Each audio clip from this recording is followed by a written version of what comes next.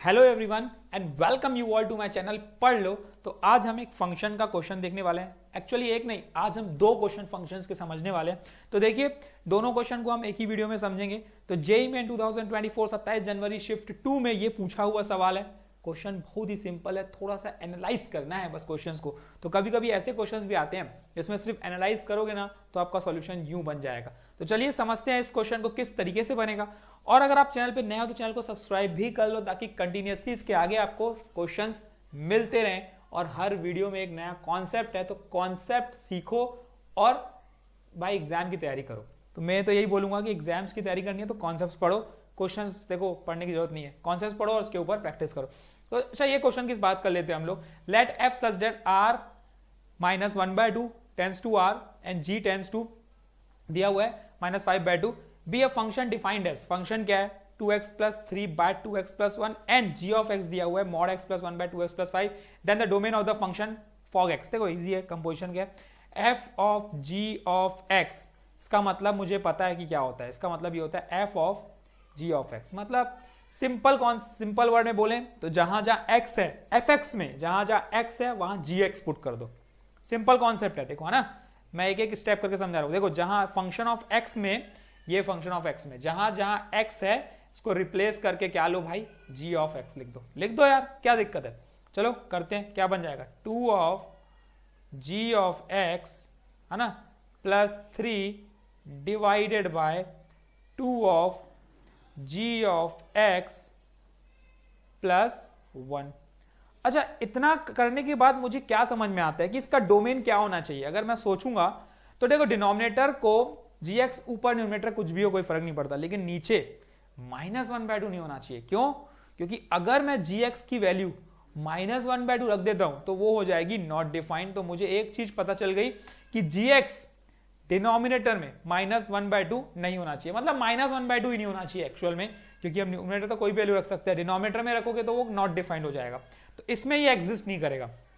दूसरा, gx है क्या, gx है क्या भाई पता होना चाहिए ना। तो gx है हमारा mod of x plus 1 divided by 2x plus 5, ये होना चाहिए नॉट इक्वल टू -1/2। तो पहली तो मुझे कंडीशन पता चल गई, लेकिन इसके बावजूद देखो -1/2 के बावजूद एक कंडीशन और है जिसपे ये पूरा का पूरा फंक्शन नॉट डिफाइंड हो जाएगा। और वो फंक्शन, वो वैल्यू क्या है, सोचो, मुझे पता है कि आप सोच लोगे, वो है -5/2। तो मुझे ये पता चल गया इस केस में जो x है वो नॉट इक्वल टू -5/2 होना चाहिए। देखो x -5/2 नहीं होना चाहिए। तो मुझे देखो अल्टीमेटली gx से क्या मिल गया, x। तो पूरा का पूरा फंक्शन डिपेंड कर रहा है इस x पे। तो x क्या नहीं होना चाहिए, -5/2 नहीं होना चाहिए। इसके अलावा कोई वैल्यू रख लो, वो पूरी डोमेन हो जाएगी, उसमें कुछ ना कुछ वैल्यू मिलेगी। तो सिर्फ क्या चीज नहीं होनी चाहिए, -5/2। मतलब पूरे रियल नंबर में से क्या नहीं होना चाहिए भाई, -5/2 नहीं होना चाहिए। अगर ये -5/2 नहीं है, -5/2 है तो वो नॉट डिफाइंड, -5/2 नहीं है तो कोई भी डोमेन वो पॉसिबल है। तो मुझे एक चीज कंफर्म हो गई, मुझे क्या कंफर्म हो गया कि जो इसका डोमेन है वो क्या है, r ऑफ 5/2। इसको छोड़ के बाकी की पूरी क्या हो जाएगी, इसका डोमेन हो जाएगा। है ना आसान। मैंने क्या बोला स्टार्टिंग में ही, मैंने बोला कि एनालाइज करना पड़ेगा। तो हमने इस क्वेश्चन को क्या किया, सिर्फ और सिर्फ एनालाइज किया और हमसे सॉल्यूशन ये तैयार हो गया। एनालाइज करने के बाद मुझे क्या पता चला कि क्या नहीं होना चाहिए, -5/2 नहीं होना चाहिए डोमेन। उसके अलावा कोई भी डोमेन रख दो, ये फंक्शन एग्जिस्ट करेगा। तो इसका मतलब fog ऑफ x ये हो गया r -5/2। ऑप्शन देखो, ए इज द करेक्ट आंसर। देखो इतनी स्पीड से बनेंगे क्वेश्चंस एनालाइज वाले। तो एक कंप्लीट हो गया क्वेश्चन हमारा, ठीक है। तो देखो हमने एक क्वेश्चन कर लिया, समझ में आया है तो hit like, share your friends and subscribe this channel, ताकि कंटिन्यूअसली आगे के क्वेश्चंस भी तो आपको मिले ना यार। बहुत सारे क्वेश्चंस हम यहाँ पे करने वाले हैं, पीछे देखोगे तो बहुत सारे चैप्टर्स के क्वेश्चन हमने किए हैं।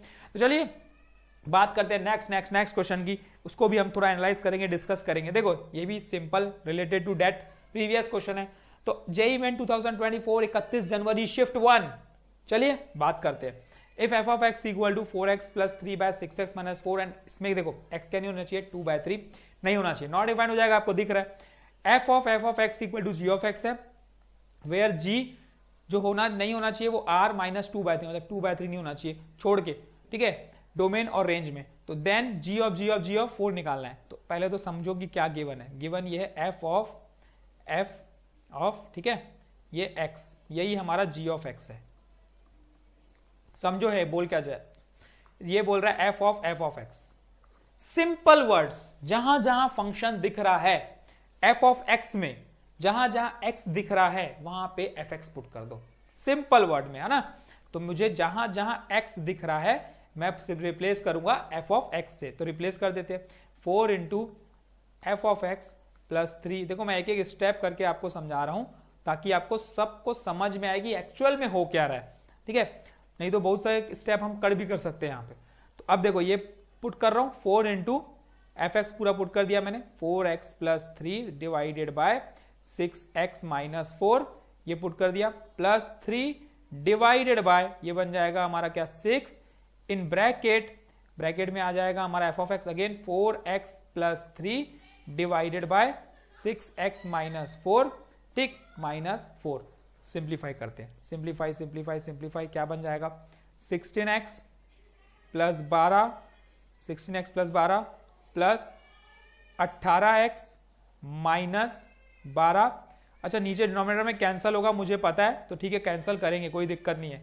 इसमें क्या आ जाएगा 6 4 जा, ये हो जाएगा 24x, ठीक है, प्लस 18 माइनस ये बन जाएगा 6 इंटू 4 24x माइनस माइनस ये प्लस 16। देखो डिनोमिनेटर कैंसिल होगा क्योंकि नीचे दोनों के पास 6x माइनस 4 है, इतना तो हम काट सकते हैं, है ना। अब आगे की वैल्यू क्या आई, आगे की वैल्यू कुछ इस तरीके से आने वाली है, समझते हैं। देखो आगे की वैल्यू क्या आने वाली है 16x प्लस 18x, तो ये हो जाएगा 34x, ये और ये गया कैंसिल हुआ, डिवाइडेड बाय इसमें ये और ये कैंसिल हुआ, तो अगेन मुझे मिला 34, ये कैंसिल होके मिली मुझे वैल्यू x।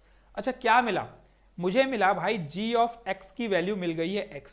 अच्छा अब यहां पे नोटिस करो, जब g ऑफ x मुझे 4 मिल चुका है, तो मतलब मैं x की जगह अगर g ऑफ x करूंगा तो वापस से मुझे x मिलेगा, और g ऑफ x करूंगा तो वापस से मुझे x मिलेगा। मतलब अगर लीनियर है x है ना, लीनियर पॉलिनोमियल है तो हमेशा लीनियर ही आएगी। तो मतलब वो x जितने भी मैं कंपोजिशन कर दूं मुझे x ही मिलने वाला है। इतना क्लियर है ना। देखो g ऑफ x करूंगा तो मैं x की जगह ही तो gx पुट करूंगा और वापस से gx की वैल्यू 4 आएगी। तो ऐसे ही मैं कंटिन्यूअसली कितने भी कंपोजिशन आ जाए g ऑफ x अगर लीनियर है तो वो लीनियर ही रहेगा। तो मुझे क्या पता चल गया, मुझे ये पता चल चुका है इसमें कि जो g ऑफ x है, मतलब 3 बार है, तो इसकी वैल्यू हमेशा x आने वाली है। तो अब मुझे पुट करना क्या है 4 पुट करना है भाई। तो g ऑफ 4, इसकी वैल्यू x और x क्या है 4, तो इसकी वैल्यू क्या आ गई, देखो 4 आ गई। इतना आसान है, इतना आसान, ठीक है। तो ये हमारा 4D is the correct answer. तो क्वेश्चंस को एनालाइज करो, धीरे धीरे स्टेप आगे बढ़ो, आपसे सॉल्यूशन हो जाएगा तैयार। इतनी आसानी से, इतना इजी में जितना अभी हमने समझा है, ठीक है। तो thank you, all the best, keep practising. कुछ नहीं समझ में आते तो बिल्कुल पूछो। हम इस टाइप के क्वेश्चंस की प्रैक्टिस तो हम कंटिन्यूअसली चैनल पे करते जा रहे हैं। दोस्तों में शेयर करो, सबको भी मिलना चाहिए ना यार क्वेश्चंस।